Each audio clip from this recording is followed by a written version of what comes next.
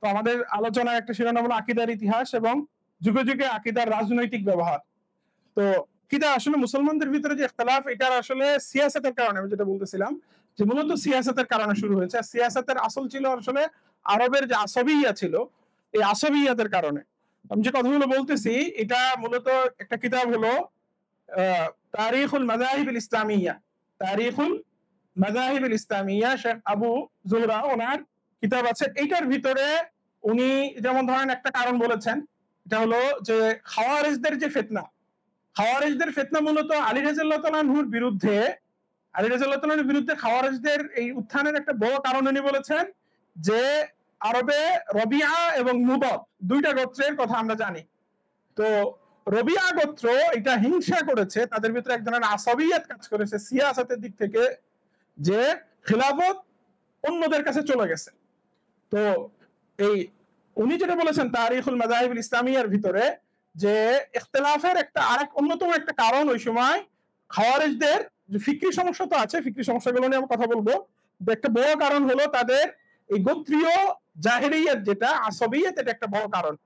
একই সাথে সাথে সাহাবা ইকরাম যারা আহলুল বাইত যারা ছিলেন তাদেরকে শহীদ করা হয়েছে, এবং বনু উমাইয়া বিভিন্ন ধরনের জুলুম নির্যাতন বিভিন্ন সময় করেছে। বনু উমাইয়ার সময় ফিকরি অনেক আকায়েদ এবং তৈরি হয়েছে। এগুলোর পিছনে মূলত কারণ হলো যে আল্লামা মাকরিসি যেটা লিখেছেন যে বদরের যুদ্ধে হযরত আলী রাদিয়াল্লাহু তাআলা আনহু মূলত বনু উমাইয়ার অনেক বড় বড় যারা একেবারে গোত্রীয় প্রধান, হ্যাঁ, এবং বড় বড় লিডার যারা ছিলেন তাদেরকে আলী রাদিয়াল্লাহু তাআলা হত্যা করেছিলেন। এইটা তাদের ভিতরে এক ধরনের আসাবিয়াত, একটা শত্রুতা ছিল তাদের ভিতরে, এবং এই শত্রুতাটা কিছু প্রমাণও উনি ঐতিহাসিক বিভিন্ন জায়গা থেকে তুলে এনেছেন ওনার কিতাবের ভিতরে আর মুখাসামার ভিতরে। তো ওই জিনিসগুলো একটা কারণ হিসেবে কাজ করেছে। আর পরবর্তীতে সাহাবা ইকরামের যুগে যখন খিলাফত ইমামত দেখেন, ফিতনাগুলো প্রথম যদি বড় ফিতনা যদি আপনি দেখেন সাহাবা ইকরামের ভিতরে, এই বড় ফিতনাটা মূলত হলো প্রথমে আবু বকর রাদিয়াল্লাহু তাআলার সময় ছোট একটা ইখতিলাফ হয়েছে, এটা সাকিফাতে গিয়ে, সাকিফা বনু সাঈদা, ওইখানে গিয়ে এটা সমাধান হয়ে গেছে। এরপরে আর মুসলমানদের ভিতরে কোনো রক্তপাত হয় নাই। ফিতনা বলতে আমি বলতেছি যে ইখতিলাফ, যে ইখতিলাফের কারণে কতল কিতাল হয়েছে। প্রথম কতল কিতালের যেটা আসল শুরু হয়েছে, এটা মূলত হলো খারেজিদেরই ফিতনা।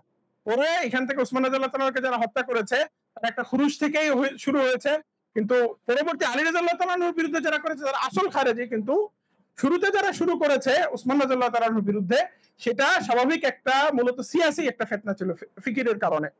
তো এর পরবর্তীতে এসে আমরা যদি দেখি যে আসল বড় ফিতনা যেটা হযরত আলী রাদিয়াল্লাহু তাআলার সময় হয়েছে, সাহাবা ইকরামের ভিতরে মুফাজারা হয়েছে, এটা আসলে কোনো ফেরকার রূপ নেয় নাই মুফাজারাগুলা, কিন্তু পরবর্তীতে এসে দুইটা ফেরকা আমাদের সামনে উজুদে আসছে, একটা হলো খাওয়ারিজ আর একটা হলো এর বিপরীতে শিয়া বা রাওয়াফিদ। হ্যাঁ, এই দুইটা ফিতনা হলো একদম গোড়ার দিকের ফিতনা। সেখান থেকে আপনার বনু উমাইয়াদের শাসন প্রতিষ্ঠিত যখন হয়ে গেছে, তখন এই দুই ফিতনার পাশাপাশি জাবারিয়া কাদেরিয়াদের ফিতনা শুরু হয়েছে। জাবারিয়াটা তারা বনু উমাইয়ারা মুসাল্লাত করার চেষ্টা করেছে, তাদের বিরুদ্ধে যারা ছিল, অর্থাৎ যারা জাবারকে মানত না, বনু উমাইয়ার বিদ্রোহী যারা আলাউই ছিল, ফাতেমি ছিল, এবং যারা আব্বাসী, পরবর্তীতে যারা আব্বাসী খিলাফত যারা প্রতিষ্ঠা করেছে শুরু দিকে, তারা মূলত হলো এই কাদেরিয়া মুভমেন্ট যেটা, এটাকে তারা চালু করেছিল, এবং জাবারিয়াদের বিরুদ্ধে এটা তারা লম্বা টাইম এটাকে তারা ব্যবহার করেছে। এর পরবর্তীতে এসে আমরা দেখি যে একটা বড় ফিতনা যেটা, সেটা হলো খলকুল কোরআনের ফিতনা আমরা দেখেছি। তো খলকুল কোরআনের ফিতনাটার আসল হলো এটার পিছনেও একটা কি আছে, রাজনীতি আছে। এবং খলকুল কোরআনের ফিতনাটার সূচনা হয়েছিল যেটা, সেটা হলো যে এর পিছনে কয়েকটা কারণ। একটা হলো যে সাহাবা ইকরামের যুগেই আপনার একটা আন্দোলন, যেটা সাহাবা ইকরামের যুগে অনেক নাসারা এবং ইহুদ কি হয়েছিল, মুসলমান হয়েছে, এবং অনেকের কাছে বিভিন্ন জায়গা যখন ইয়ারমুক সহ আরো বিভিন্ন জায়গা যখন বিজিত হতে থাকে মুসলমানদের হাতে, তখন ইহুদি নাসারাদের বিভিন্ন তুরাস মুসলমানদের সামনে আসতে থাকে। ওগুলো কেউ কেউ পরে পরে একটা জামাত বা একটা মুভমেন্ট, এটা আপনারা আরো ভালো জানেন, সেটা হলো কসাসদের একটা মুভমেন্ট, যারা বিভিন্ন গল্প টল্প বলে বেড়াতো মেম্বারে, এবং তারা বিভিন্ন জাল হাদিস, বিশেষ করে ইসরায়েলি রেওয়ায়াত গুলো তারা ছড়াইতো। তো এই জিনিসগুলোর মাধ্যমে তার প্রথম দিকে সমস্যা শুরু হয়। এরপরে যখন ইসরায়েলি রেওয়ায়াত গুলো যখন মুসলমানদের ভিতরে আসে, কিছু কিছু খ্রিস্টান ছিল যারা মুসলমানদের সাথে মিলে কাজ করে। এর ভিতরে একজন ছিল ইউহান্না দিমাশকি। কে? ইউহান্না দিমাশকি। হিশাম ইবনে আব্দুল মালিক পর্যন্ত সে কাজ করেছে উমাইয়াদের সাথে। তো ইউহান্না দিমাশকি মূলত হলো খ্রিস্টান ছিল, যে খ্রিস্টানদের ফিলোসফার বা তাত্ত্বিক ছিল বা আলেম ছিল, আকীদার আলেম। তো সে কিছু ফিতনা মুসলমানদের ভিতরে ইচ্ছা করে প্রচার করেছিল। এর ভিতরে একটা ফিতনা ছিল যে ইউহান্না দিমাশকি বলতো তার যে তিত্ববাদের আকীদা আছে খ্রিস্টানদের, তিত্ববাদের আকীদার পিছনে যেটা তারা বলতো সেটা হলো যে ঈসা আলাইহিস সালাম কেন খোদা, ঈসা আলাইহিস সালাম কেন আল্লাহ তাআলার একটা খোদার একটা অংশ, এটার দলিল কি? তো তারা বলতো যে মুসলমানদেরকে তোমরা যে জিজ্ঞাসা করবা যে মুসলমানরা আল্লাহ তাআলার কালাম সম্পর্কে কি বলে, তাদেরকে জিজ্ঞাসা করবা যে আল্লাহর কালাম কি এই জিনিসটা, তো বলবে যে আল্লাহর কালাম তো তোমরা বলবা যে গায়রে মাখলুক। তাহলে আল্লাহর কালাম যদি গায়রে মাখলুক হয় তাহলে ঈসা আলাইহিস সালাম কি? ঈসা আলাইহিস সালাম হলো ইন্নামাল মাসীহু ঈসা ইবনে মারইয়ামা রাসূলুল্লাহি ওয়া কালিমাতুহু আলকাহা ইলা মারইয়াম। তো ঈসা আলাইহিস সালামও কালিমা, ঈসা আলাইহিস সালামও কি কালিমা। এখন আল্লাহর কালাম যদি গায়রে মাখলুক হয়, ঈসা আলাইহিস সালাম যদি কালিমা হয়, তাহলে ঈসা আলাইহিস সালামকেও তোমরা কি বলতে হবে? তোমাদের গায়রে মাখলুক বলতে হবে। এখান থেকে মূলত হলো মুসলমানদের ভিতরে এইটা আস্তে আস্তে করে এই মাসলাটা নিয়ে তর্ক বিতর্ক শুরু হইতে হইতে এটা সরকারিভাবে রাষ্ট্রীয়ভাবে তর্ক বিতর্ক হয়েছে পরবর্তীতে এসে, যে মামুনুর রশিদ অন্যান্য যারা ছিলেন তাদের সময় এটাকে একেবারে ব্যাপক মুতাজিলাদের সাথে, মুতাজিলারা এটা মনে করতো যে খলকুল কোরআনের পক্ষ নেওয়া বা কোরআনকে গায়রে মাখলুক বলা মানে খ্রিস্টানদের যে তিত্ববাদের আকীদা এটা মেনে নেওয়া। তো ওইটা মূলত হলো একটা মৌলিক কারণ ছিল, একটা সিয়াসি ফিতনা ছিল যে তারা ওই ইউহান্না দিমাশকি এবং খ্রিস্টানরা মুসলমানদেরকে বিভ্রান্ত করার জন্য এটা চাপাই দিছিল, মুসলমানদের ভিতরে এটা প্রচার করছে। এর পরবর্তীতে এসে এটার পিছনে আর একটা রাজনৈতিক একটা কারণ ছিল, সেটা হলো যে হারুন রশিদের পুত্রদের ভিতরে একটা হলো আল আমিন আর একটা হলো মামুন, দুই ছেলের ভিতরে আল আমিন যিনি ছিলেন উনি মূলত ছিলেন হলো আরব বংশের, হ্যাঁ আরবের, ওনার মা ছিল যে উনি ছিলেন হলো আরবি বংশের, হাশিমি বংশের। আর মামুন যিনি ছিলেন উনি ছিলেন পারস্যের। তো এই পারস্য হওয়ার কারণে যারা আরবি বংশের, যারা আরবদেরকে যারা শ্রদ্ধা করে বা বাগদাদের মুহাদ্দিসিন যারা ছিলেন, এর উপরে কিতাব লিখেছেন, অনেকেই কিতাব লিখেছেন যে খলকুল কোরআনের সিয়াসি বিষয়টা আসলে কি ছিল। এটার উপরে ডক্টর রায়েদ সামুরির একটা কিতাব আছে, as-সালাফুল মুতাখায়্যাল, কিতাব আছে কি as-সালাফুল মুতাখায়্যাল। উনি এটা ওখানে বিস্তারিত আলোচনা করেছেন যে আসলে ওই টাইমটাতে দেখা যাচ্ছে যে অনেক কিছু প্রেক্ষাপট আমরা মনে করি যে এটা আসলে ধর্মীয়, কিন্তু আসলে এটা ছিল একটা সিয়াসি সমস্যা, ছিল একটা রাজনৈতিক, এটার একটা প্রেক্ষাপট ছিল। রাজনৈতিক প্রেক্ষাপটের ভিতরে উল্লেখযোগ্য যেটা ছিল সেটা হলো যে মামুন যে ছিল এটা খুরাসানি ছিল, পারস্যের, ওনার মা ছিল পারস্যের। তো মা পারসিক হওয়ার কারণে, পারস্যের থাকার কারণে উনি বাগদাদ সহ অন্যান্য জায়গায় কি করতে পারতেছিলেন না, ওনার কন্ট্রোল জমাইতে পারতেছিলেন না, এবং ওনার যে বাস্তবে ওনার শাসনের সবাই মেনে নিয়েছে এটা প্রমাণ করতে পারতেছিলেন না। প্রমাণ করতে না পারার কারণে ওনার কাছে খলকুল কোরআনের এই মাসলাটা ছিল হলো টেস্ট করার একটা মাধ্যম, যে আমার ক্ষমতা আছে কিনা। আমরা বাংলাদেশে এরকম আছে না যে ৭১ বিশ্বাস করে কিনা, বা রাজাকারের পক্ষের শক্তি না বিপক্ষের শক্তি, এইটা যাচাই করার জন্য ওনার বিষয়গুলোকে তাহকিম করার জন্য এটা উনি চর্চা করেছেন। তো মূল কথা হলো যে এটা মৌলিকভাবে আমাদের এই সমস্যাগুলো, আমরা যত আকীদার ফিতনা আছে এটার সাথে প্রত্যেকটার সাথে একটা সিয়াসতের রাজনৈতিক কারণ আছে। এবং আমাদের বর্তমান সময়েও যে সমস্যাগুলো আছে, যেমন ধরেন আমাদের সময়ে খাওয়ারিদের সমস্যা, তাকফিরের সমস্যা, তারপর আরো অনেক সমস্যা আমাদের ভিতরে আছে, সেগুলোর পিছনেও আসলে রাজনৈতিক কারণ আছে। তো সিফাতের দ্বিতীয় যে বিষয় সেটা হলো সিফাতের আয়াত এবং হাদিস সমূহ নিয়ে যে আলোচনা।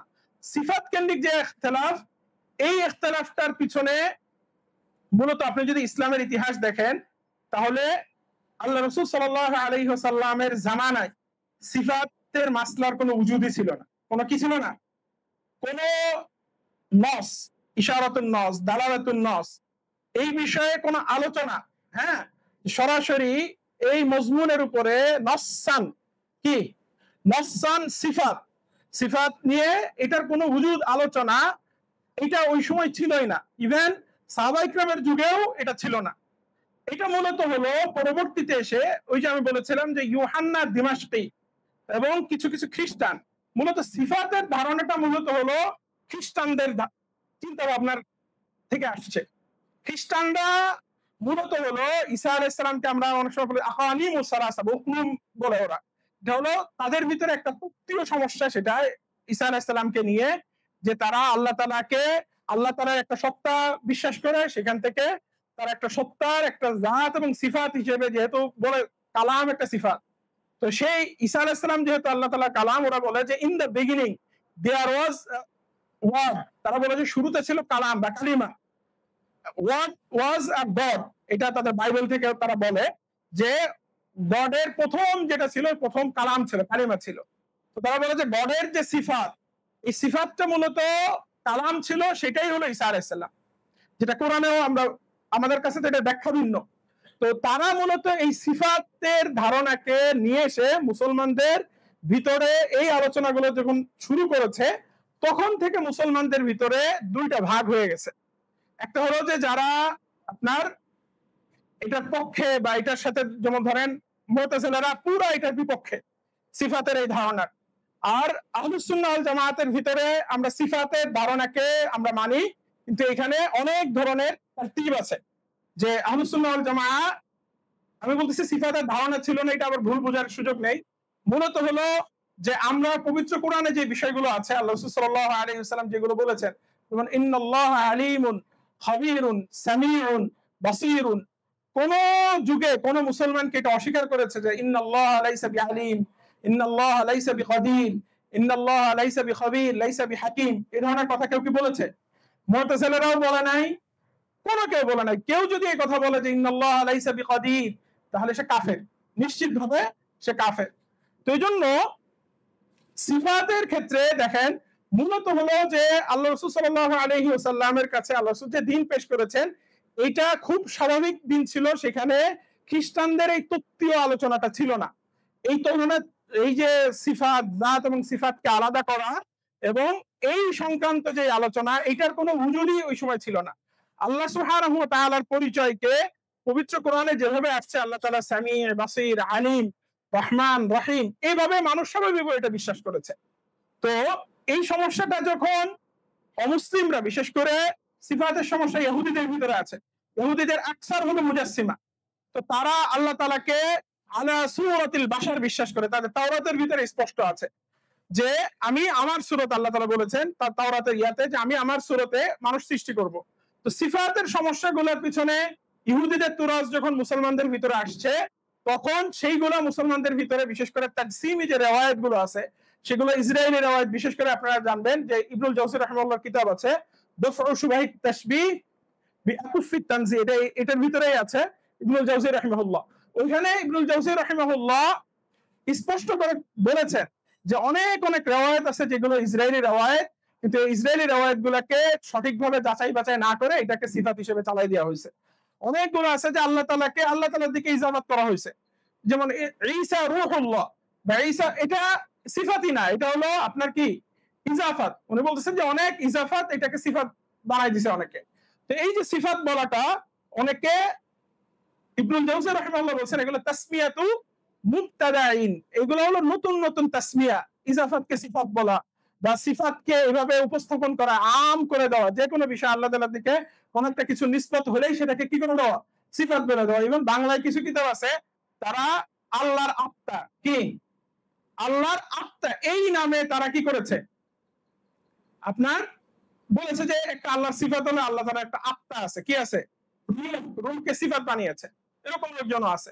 তো মৌলিক কথা হলো যে এই যে কয়েকটা সমস্যা, এর ভিতরে একটা বড় সমস্যা হলো যে ইসলামের ভিতরে যেই স্বাভাবিক যেই আল্লাহ রাসূল সাল্লাল্লাহু আলাইহি ওয়াসাল্লাম যে দ্বীন উপস্থাপনা করেছেন, এই দ্বীন উপস্থাপনার ভিতরে যখন ইহুদি, খ্রিস্টানদের তুরাসগুলো ঢোকা শুরু হয়েছে, এবং বিশেষ করে এর পরবর্তীতে এসে খ্রিস্টান এই গ্রিকদের তুরাসও অনুবাদ হয়েছে, এই তিন তুরাসের সমন্বয়, এবং অমুসলিম যখন অনেক মুসলমান হওয়া শুরু হয়েছে, তখন মুসলমানদের এই ফিকিরের ভিতরে বিশেষ করে সিফাত কেন্দ্রিক যে গন্ডগোল, এটা সূচনা হয়েছে।